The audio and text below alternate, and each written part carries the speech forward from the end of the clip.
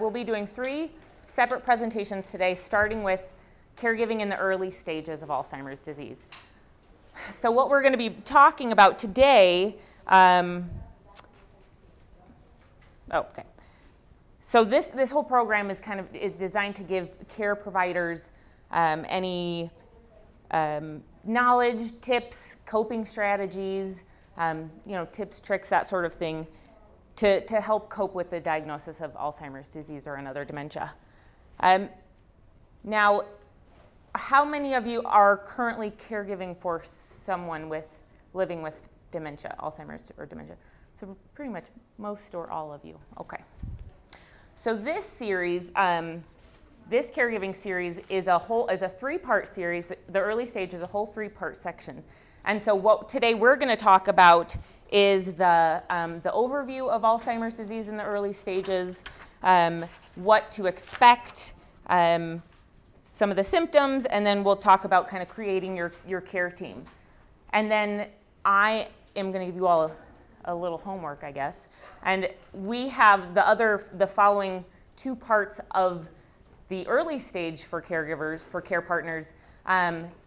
We have that, it's about the legal and financial, and some kind of more details in creating your care team. And so those we're going to refer, because it's a lot longer, so we're only going to scratch the surface a little bit. So I'm going to give you all an assignment, some homework to go onto our alz.org website and watch some more of those videos. So they go into a lot more detail.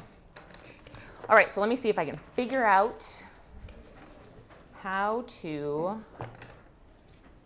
navigate this. Okay.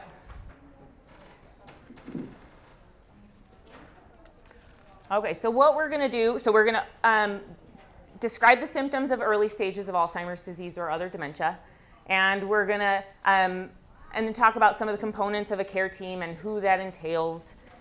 So we're going to start with, sometimes Alzheimer's disease or another dementia, they're described as having 7 stages, with stage 1 being no impairment, and then stage 7 being the final stage, ultimately ending in death. And so sometimes when we want to try to identify those stages, we're trying to figure out where a person is at the stage of Alzheimer's disease. So it's like, they're maybe a 5 or a 6, and trying to really pinpoint where they are that day.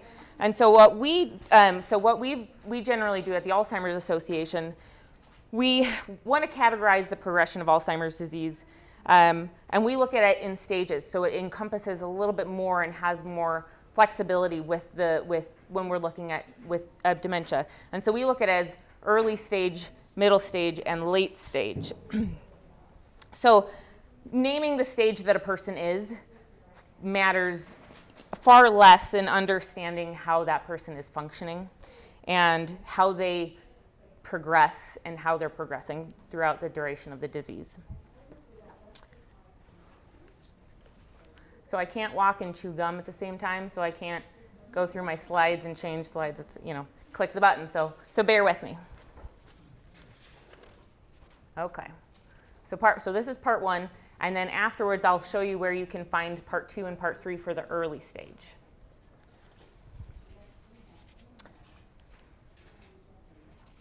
Okay, so as far as dementia goes, dementia is a general term so it's the over-encompassing term for any loss of cognition or change in memory or thinking that's severe enough to affect daily life. There are different types of dementia. So the most prevalent, the most common type of of dementia is Alzheimer's disease. And then that follows with vascular dementia, which is another common form of Alzheimer's disease.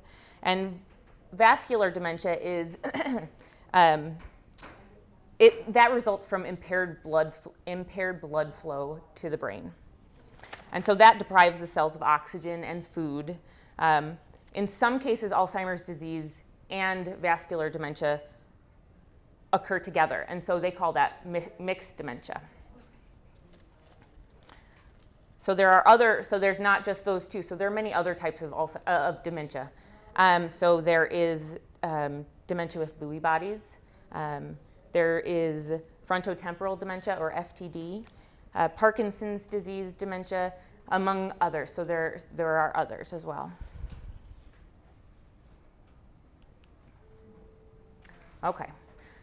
Alzheimer's disease specifically is a disease of the brain that causes problems with memory. It also causes memory problems with thinking and behavior. It does get worse. It's not a normal part of aging. We all know this. It gets worse over time, and although symptoms may vary widely, the first thing that we notice with Alzheimer's disease is forgetfulness. So Alzheimer's disease is believed to prevent brain cells from working well and without communicating with each other. So as damage spreads to the brain cells lose their ability to do their job effectively, and so those brain cells eventually die.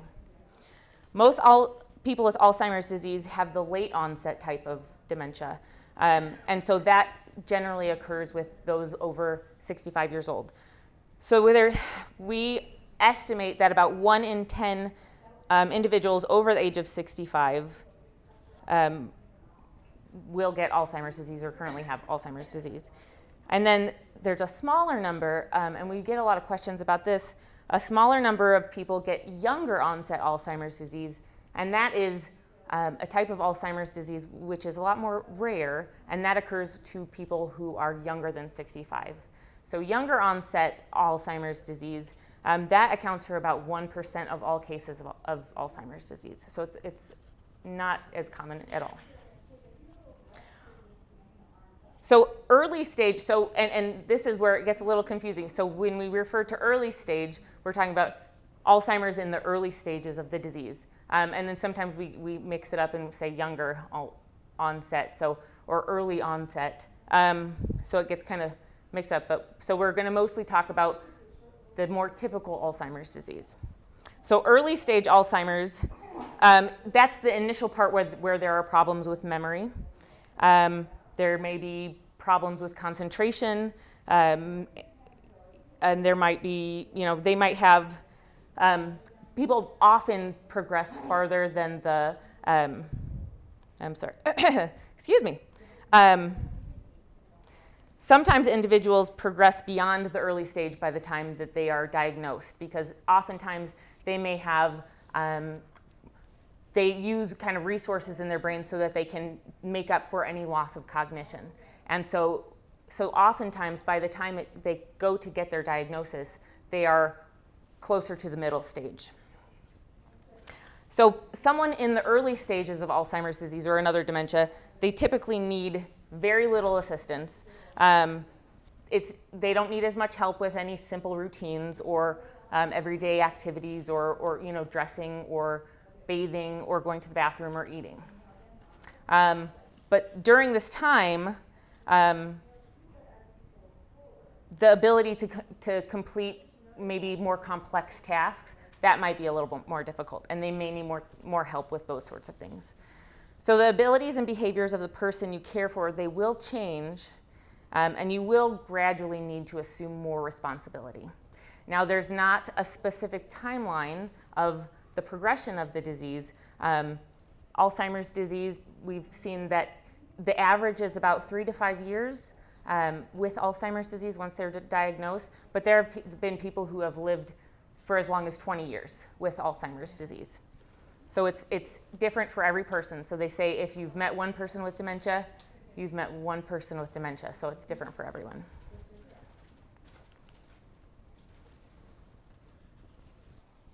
Okay.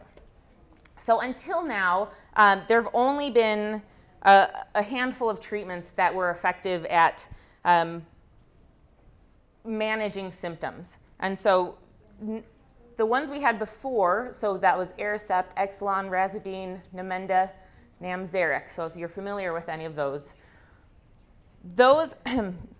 help with easing the symptoms of the disease, and they help with easing cognition, helping with cognition, but none of those actually slow or prevent or stop the disease process. So the disease will continue, but it helps to ease those symptoms.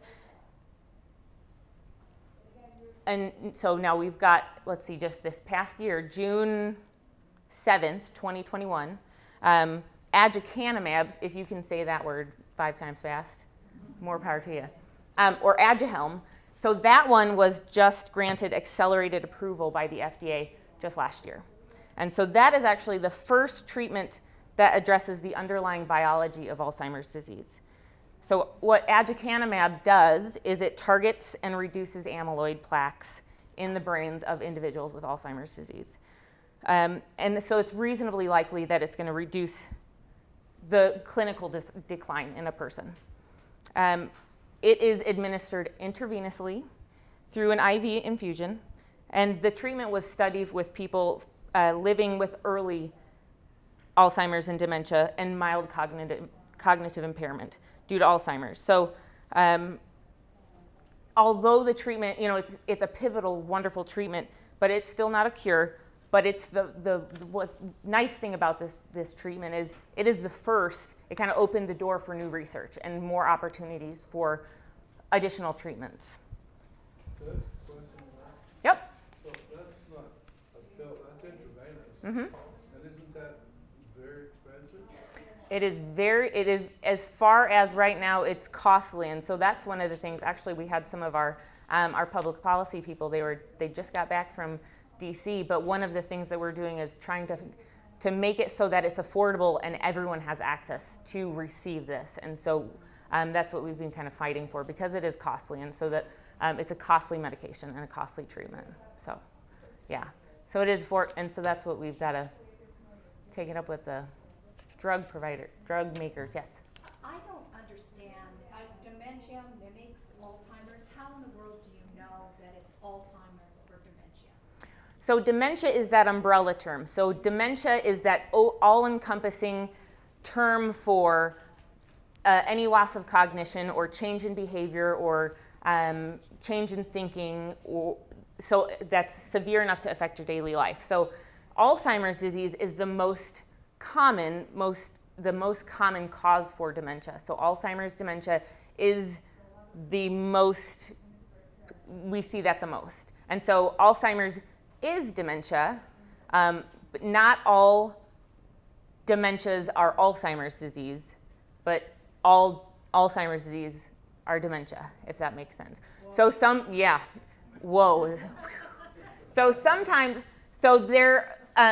dementias, so it's an umbrella. So it's like saying fruit. So a grape, I can't even think of a fruit. A grape is a fruit, or, and so that's Alzheimer's is just one type of dementia. Yes? Are insurance plans reimbursing the cost of that dementia? As far as I know, no, but that's something they've been fighting currently, because it hasn't been released yet. It hasn't been, they haven't opened it up to be prescribed yet. So I'm not entirely sure. I can find out for you, though, specifically. Other than that, yes. Is there anything in the pipeline, medication-wise, other than that one, that can address the symptoms? Well, so that's the first one that's been FDA approved. So there are loads of research studies right now and clinical trials that are going on to look at different treatments. And so because there was success with this one, it kind of opened up, some of the other options for research trials and research studies. So as far as right now, though, that's the only one that addresses the underlying biology of the disease. But hopefully we'll see more because of this first step. Yes? Do you know any of the possible side effects that they've listed for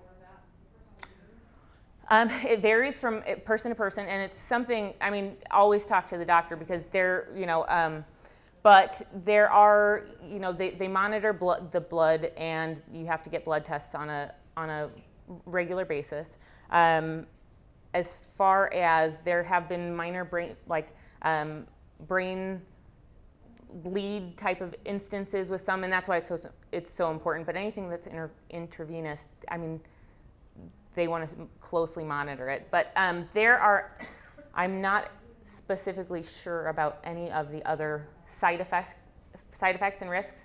And so that's something that it's a good thing to have a conversation with the doctor, because they may look at your medical history and say, I don't know if you're a candidate for this, or, you know, or this medication you're taking currently may not be appropriate, you know.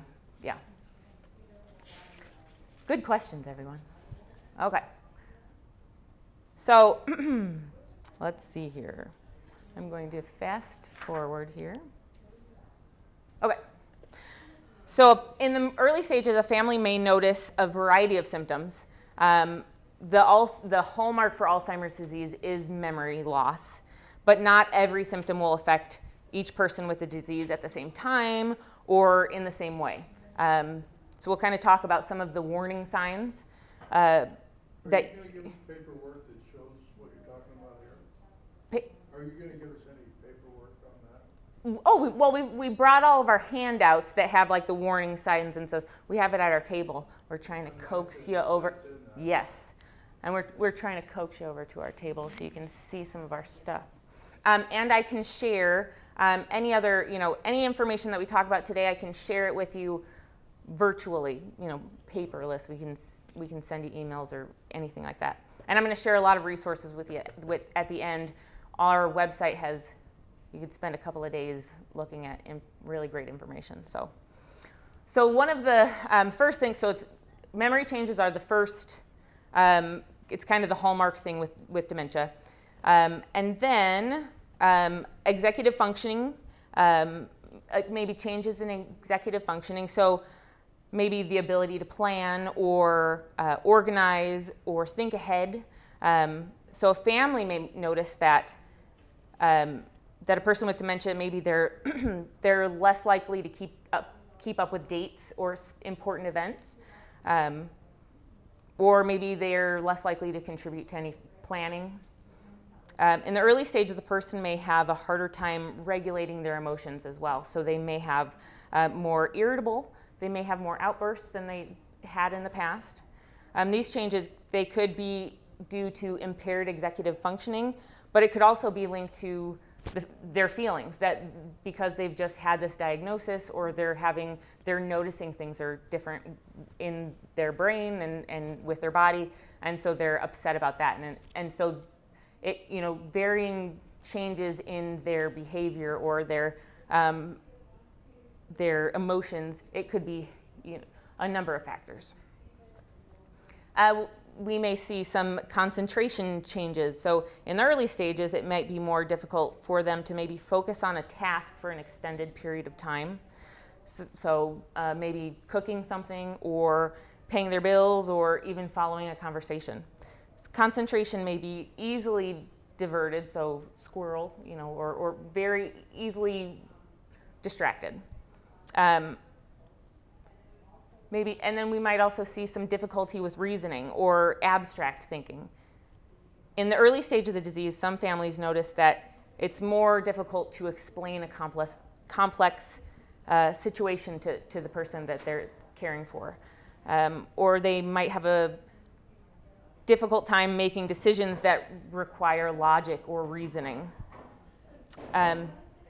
We might start to see difficulty with language or ability to communicate. So word finding and name finding, that becomes apparent to the friends and family or even close associates. So, they may have a hard time forming appropriate sentences, or they're always having a difficult time finding specific words, or maybe a word for something specific repeatedly. So the person's decreased ability to concentrate will also affect their ability, or their decreased ability to concentrate will also affect their ability to communicate. And so they may also have a hard time, and they may back away from having conversations or being engaged with the family.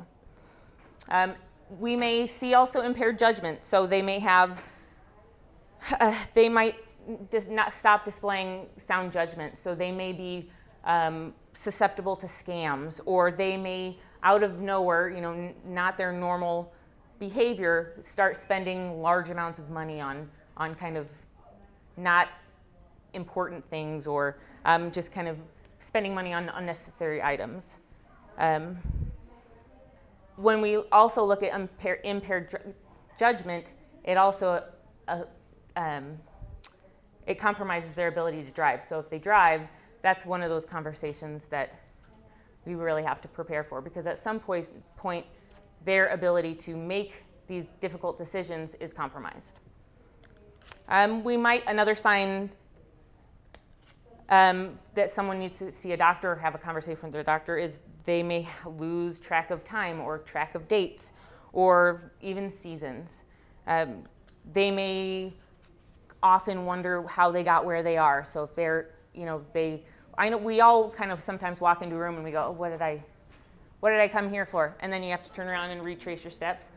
But this is more often where they even may forget the route, or they don't know how they got to where, how they got where they are.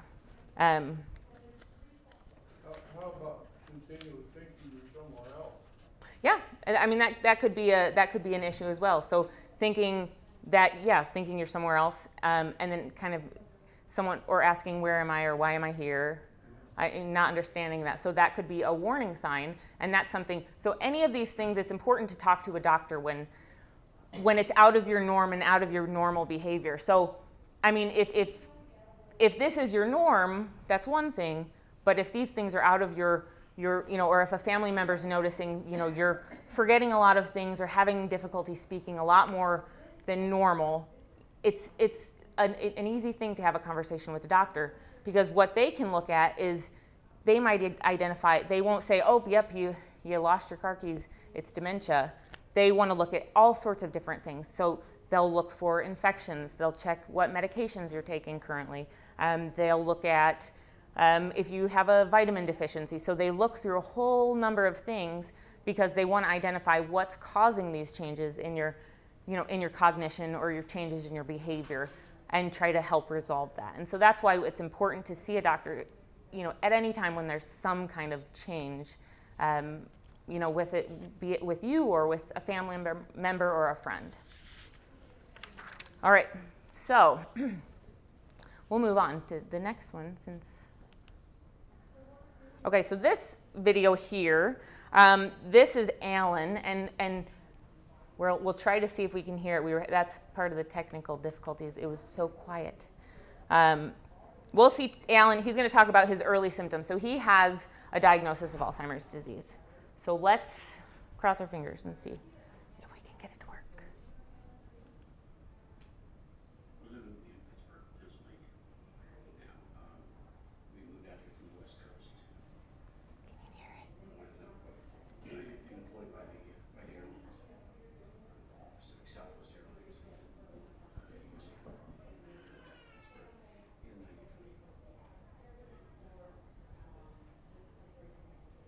As far as the diagnosis goes, I had been a pilot for 30 years for U.S. Airways, and was going through an international training course to fly internationally. And I made a couple of crossings of the Atlantic, and was having some problems. So it's calculated simple things, a few minutes. Not to get technical, but you launch across the ocean, you really need to know your fuel situation, and you have checkpoints, predicated fuel burns all the way across. Every so many degrees of latitude, you add it up and make sure that your burn is at or better than what you need to keep going. It's simple math that just adding and subtracting, getting the right answers, just making mistakes, general math. Having some memory problems. There's a lot of chatter on the radio, and a lot of it comes in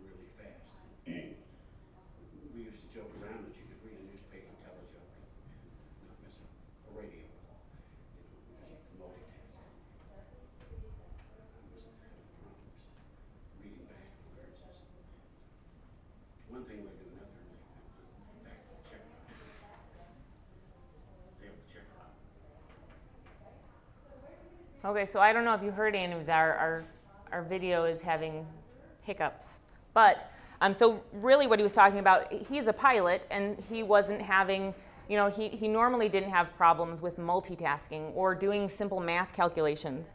And that's where he started saying, he said, sure, every now and again I'd forget something or whatever, but that's normal. But that's when he started seeing his everyday tasks or some of his more, some of those simple math tasks, or he couldn't carry on a conversation and do something at the same time. And so that's a sign, that's an indicator that it's time to talk to a doctor, whether or not it ends up being dementia or not. If there's something that's out of your norm, that's when you should have a conversation with a doctor. All right, so words from a caregiver. Success means that you've found a way to be happy within the confines of the disease. So you may wonder if that's possible. Other families that have gone through this process as care partners, they've taught us that it is. So if we would like to share ways that families like you have found to cope with a diagnosis of Alzheimer's disease. So any insights that you have about how you've been coping or how you've coped as a caregiver, we welcome you to share them with others. And participating in caregiver support groups. We've got caregiver support groups. We have them both virtually and in person. We've got a number of them. We've got our list of our support groups. But that's what support groups are, a safe place for caregivers and care partners to go and share what they're going through, share tips and tricks. A lot of our attendees to our support groups, that's where they get all their resources. That's where they get all of their knowledge from. They say, this is what I'm going through right now. And then someone else will say, oh, this is what I tried, or this is the resource I used. And it's just this really, and they all work together, and I mean, it's great, and they become great friends. We have support group. Our support groups, some of them have participants that are no longer caring for the person, their spouse. They've lost their spouse, but they still attend because they know how valuable it was, and it feels so good for them to still share their information. So we are running short on time, but there's one part I'm going to fast forward to that I think is the most important thing as far as caregiving in the early stages. And I'm going to try to fast forward to it. And we're going to talk about more of this also in the middle stage as well. But really, I'm going to fast forward that so we don't watch a video. Asking for help. So this is my favorite part of when you're a care partner for a person living with dementia, or if you yourself are living with dementia in the early stages. If you're not used to asking for help, it takes a little bit of practice, but that is a very empowering thing to do. Sharing your tasks with others, it'll give you more energy to understand the disease and to understand and nourish your relationship with the person you're caring for. It helps you enhance your closeness with the person that you're caring for. But asking for help, that's one of the things we tell caregivers sometimes, to keep a little sheet of paper in their pocket, wherever their pockets are, and write a little note of things that they'd like to do or things they need help with. Because often someone will say, how can I help? And then they say, oh, I'm good, because they couldn't think of anything at the time. And so we say, just write down a list. It could be like a wish list or some, crazy things, and, some random, big wishes and some little ones, but then say, oh, I need dinner on Sunday. I need some help with dinner. And so you just write that on your list. So the next time you see someone, as a caregiver, you might see that this happens a lot.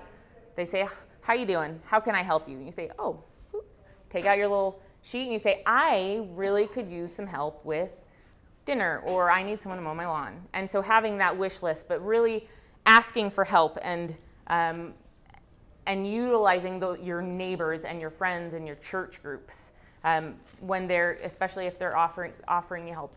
You're helping them by letting them help you. It's a win-win situation. So we're going to skip over to some of the resources that we have that we were talking about a little bit. The Alzheimer's, our website, alz.org, is a wonderful wealth of information for Alzheimer's resources. There are sections specific for care receivers and for caregivers. So if you have dementia, or there is information for a person living with dementia. If you're a caregiver, there is information for a person caring for someone with dementia. We've got, these presentations in their full entire multiple hour-ness, we have a training website that has loads of education.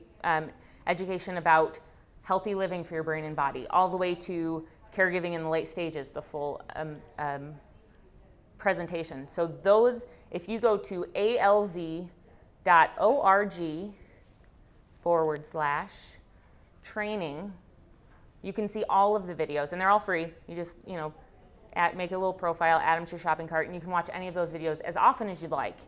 And then one of my favorite resources that we have is our 24 hours, 7 days a week, 365 days a year. It's our helpline. The calls are answered by master's level clinicians. They can answer, a load of questions. So if you just want to find out about basic disease information, they can help you answer those questions. They can answer those questions for you. They can answer anything from basic questions to crisis intervention. So they're there to help and support you any hour of the day. If you visit your doctor and you have a question and you forgot to ask it, and then at 2 a.m. it wakes you up, you can call the helpline and they can help you answer that or find a resource. Or if you want to yell at someone because you're so frustrated with your day or whatever, that's what they're there for. That's what they're trained for. So they're there to kind of lend an ear and support you 24 hours a day, 7 days a week, 365 days a year. Absolutely. All of our brochures at our table have our helpline and our website listed on there. So we encourage you to, and we have magnets too at our table. But we encourage you to, utilize those resources and ask for help when, especially because in the early stages, this is the time to build that care team and really, really get the troops together and get everybody on board with the support for you and your family and the person you're caring for with dementia. So, does anyone have any other questions? Yes. Are you going to go back to the ways that families have found to cope with Alzheimer's? Well, not so much. We've got a handout, but it's more of, we encourage you to share if you find something to share it with us or attend a support group. But we do have some handouts that list some more specific. So time limiting. I could be here for hours just talking about dementia, but I'll do that later.